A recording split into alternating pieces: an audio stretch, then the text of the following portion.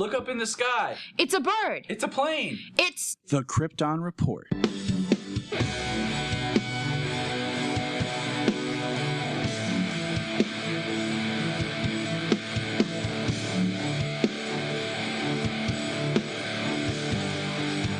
Welcome to the Krypton Report.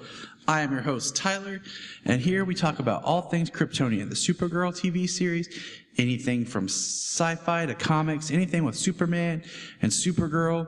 The Krypton Report is part of the Southgate Media Group, which you can find us on Facebook at Krypton Report, Twitter at Krypton Report, KryptonReportPod@gmail.com. And then you can find us at SouthgateMediaGroup.com. Also, you can find me, Tyler, at JTY Patrick on Twitter, as well as my lovely co-host and wife, Jania, at Jania Patrick on iTunes. And we ask that you please leave us a review if you can. Send us any feedback. Let us know how we're doing, because we would love to work with you and let us know how we're doing. Now, on with the show. Welcome to Krypton Report. It is I, Tyler, with a special guest and a special presentation, because today we are broadcasting on the Capes and Lunatics with the Google Hangout feed video. And with me, as always, my partner in crime, not Jania, the other one, Mr. Phil. The other wife. Phil. Yeah. Hi, everyone. Yeah. Yeah, that's what Jania says. But if you're not familiar yet with the Capes and Lunatics, it's the new brand that Phil and I and Lilith and Charlie are doing, where a lot of the shows that we work on, we're migrating into one awesome podcast experience. And it's going to be dope. Work smarter, not harder. Exactly. But today we are discussing Supergirl, Resist. Now this episode is, it's epic. It just picks up with an alien invasion again. I'm like, that Medusa virus would be handy right now. Well, but you need a big threat for a Kryptonian. Yeah. Come on, what all did we get in this episode? Cat Grant's back. We got the return of Cat Grant, which was awesome. I will say it was awesome to have her back and her attitude. Gwen was shocked. And Guardian, we saw Guardian, and I guess one of my favorite lines is, "Thanks, James. No, I'm Guardian. I can see her eyes." And he's like, "Oh, snap." Okay, here's my question. See, she saw through James's mask, just where you can see the eyes. And so is she just pretending she doesn't know Kara's Supergirl, or is she really that blind? I like to go back to the comics where they talked about that the glasses were made of Kryptonian glass that actually kind of gave a haze, different look to the wearer, so that when Clark wore his glasses, Clark did look different than Superman to everybody else. I kind of like to think of that as my rationale. Although, to be fair, she has seen Kara and Supergirl in the same room standing next to each other, so. Thank you to the great and powerful Martian Manhunter. Yeah, so, there is an excuse there. Now, start off the bat, fighting in the streets, we see Maggie just ripping it up, fighting the Daxamite soldiers who look a lot like Guardian. Yeah. That's what I was thinking. I saw somebody on Twitter. It might have been Charles Skaggs. Somebody was saying they look like Dr. Doom. Yeah, I can see that. They look cool. Don't get me wrong. But I like how Daxam's a planet that was destroyed, but there's sure a lot of them left on that ship and the fleet, and still have a lot to fight. So that was it's pretty interesting. They'll live. Just don't anger the Queen, because she killed her own husband. Oh, I know. What? She should be Black Widow, man. She killed her own husband. And then she kidnapped Lena, and now Lena's being forced to marry Mon-El. I guess if you're getting pushed into an arranged marriage, at least it's nice to know the person that you're getting shoved to. You're going to marry her. Okay, at least we're friends, kind of, and I know who she is. Not some random stranger. All right, random stranger. Arrow did it first. Yeah, Arrow did it first. Oh well, but I still have problems with Mon-El's name. I will always have problems with Mon-El's name. Just say it was a he made it up for some, so she wouldn't know he was a Daxamite. Yeah, he saw that she was from the House of El and made it up, and his real name is Largon, like it's supposed to be, like his dad.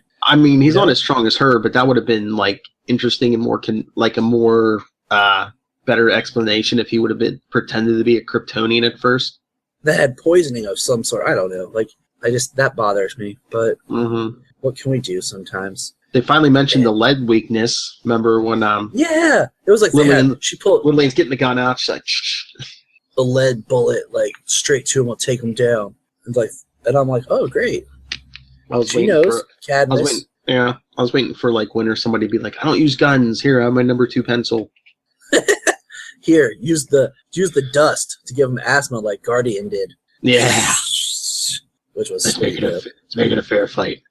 You know what? Are they going to keep, if they keep him as Guardian, do you think he's going to get like a better costume? Because is that the whole point of like the last couple of weeks is like he doesn't inspire, he just intimidates even the innocent? He'll get color put on it, and yellow and blue. Everybody gets an upgrade. It's all marketing, man. I mean, think about it. Everybody's costume gets an upgrade in some way in each season of all these shows. Something gets tweaked. So we'll see what happens to Guardian, who just comes and disappears in each episode. Let's see what else happened in this amazing episode. Lynn is still the man hacker. Alex is still a BA. I like how she just did the DEO was under attack and she just shot and then like jumped off the building and shot backwards as she was falling, hoping Kara would save her. You would think you'd say something just so Kara could like zero in on you, be like, I'm falling off the building right now.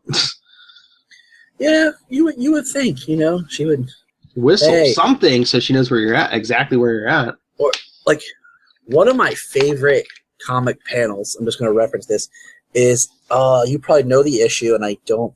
It's a Green Arrow, Green Lantern, Flash like crossover issue. And it's when Green Arrow was Connor, Flash is Wally, and the Lantern was Kyle. Yeah, it was a 3-issue crossover. There was like one in each of their books. Yeah. It's either that one or I'm confusing with a different one because I read so much Green Arrow in one day. I just remember buying those books at the same time. But anyways, it might be a different one. Anyways, Connor gets shot, and Oliver just yells Clark, and he's like in the middle of the ocean. It might have been a Green Arrow Black Canary book.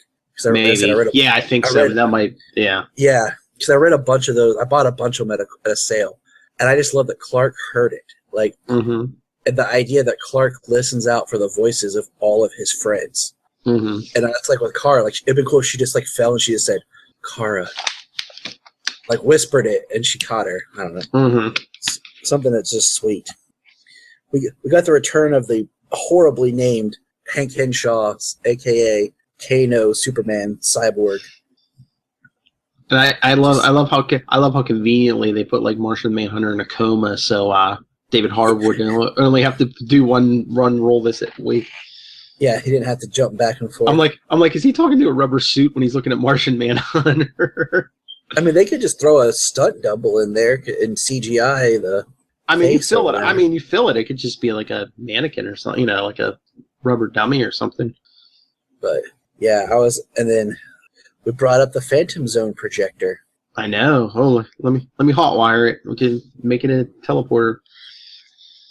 Needed Kara to get back into the fortress and the positron cannon, and it was a little funny that Alex was a little too slow at shooting the cannon, and it gave the Daxon just enough time to destroy it. And of course, Kara had to go and try to talk to Rhea, which is her downfall.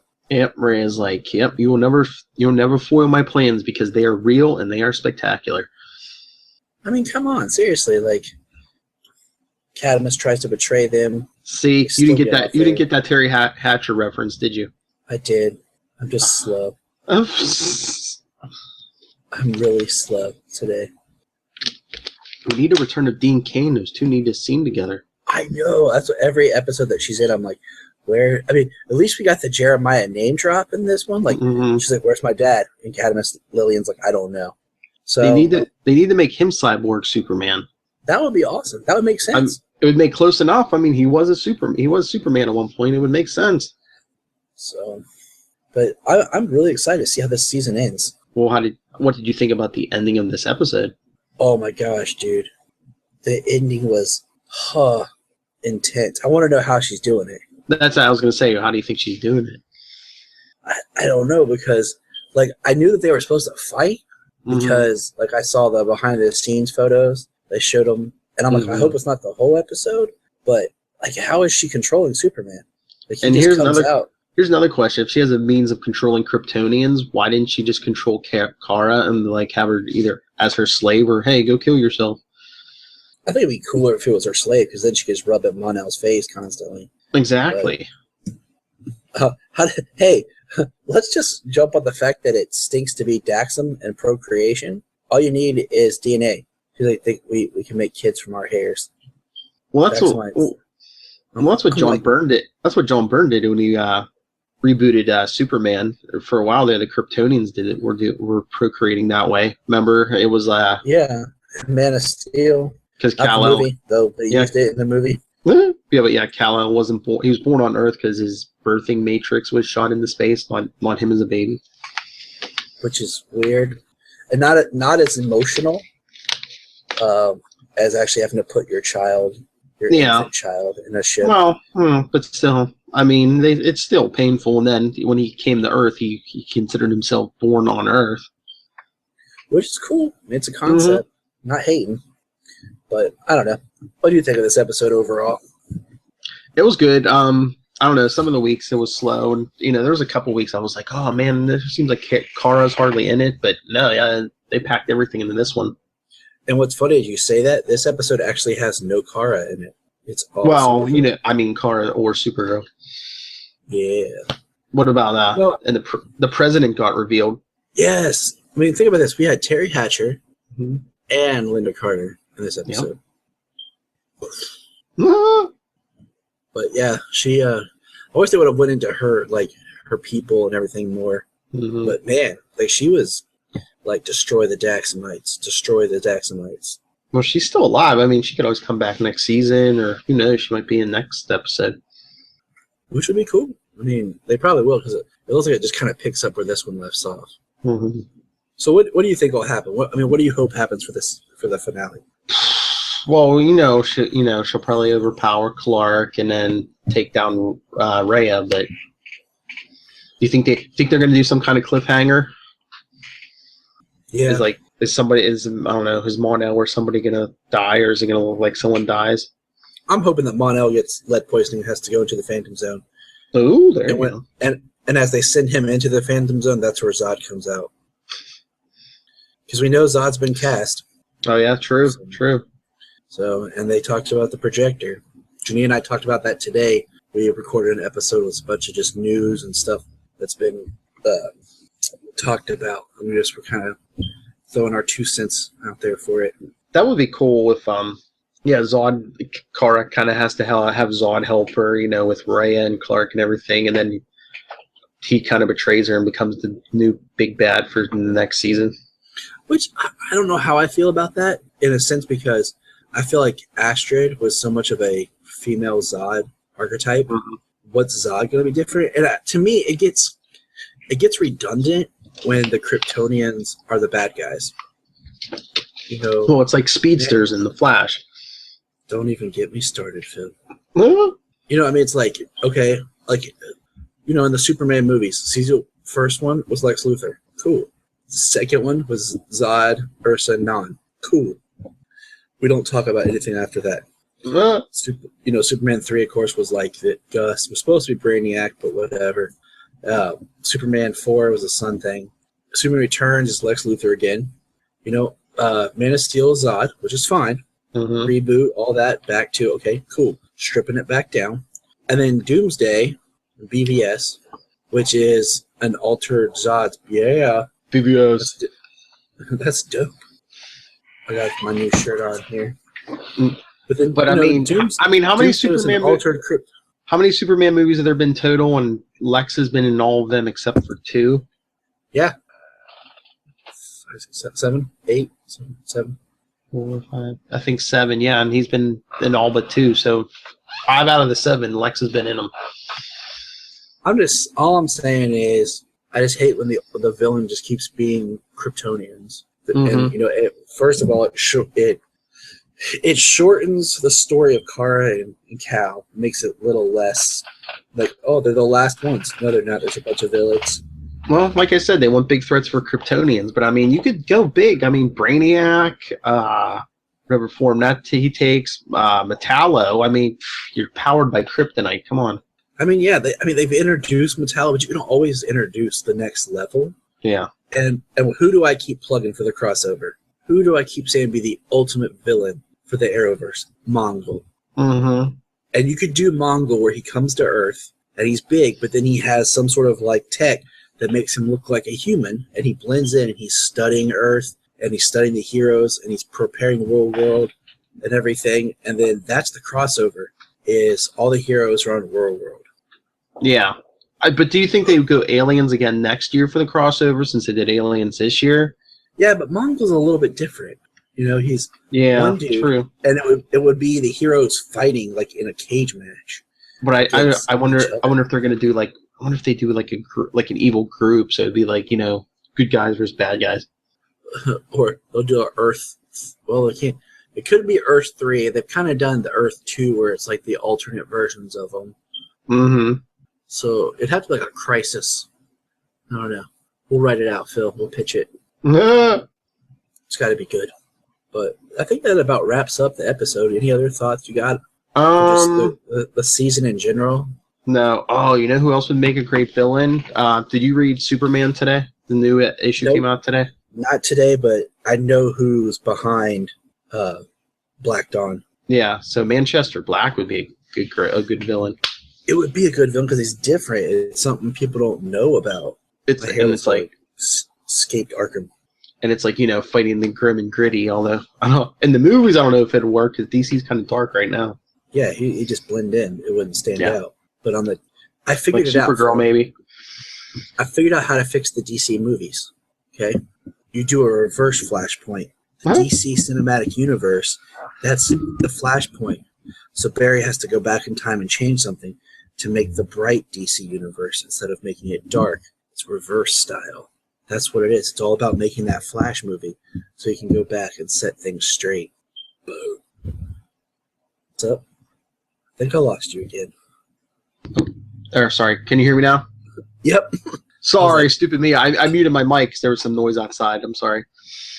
No, it's cool. I completely forgot now. I said no, they were going to fix everything with Nightwing. Oh, yeah. Nightwing would be dope. We were talking about that today. Okay, Phil, since we're on here, who do you want cast as Nightwing? I've been thinking about that. I don't know. Nobody's been popping into my mind for me. And a lot of times with a lot of the superhero stuff, if I know the person too well, like, I mean, he does a good job as Batman, but half the time I'm like, that's Ben Affleck in a Batman costume. That's not Batman. Like, maybe like a somewhat unknown to play Nightwing would be cool. Okay, I can get behind that. Make him famous.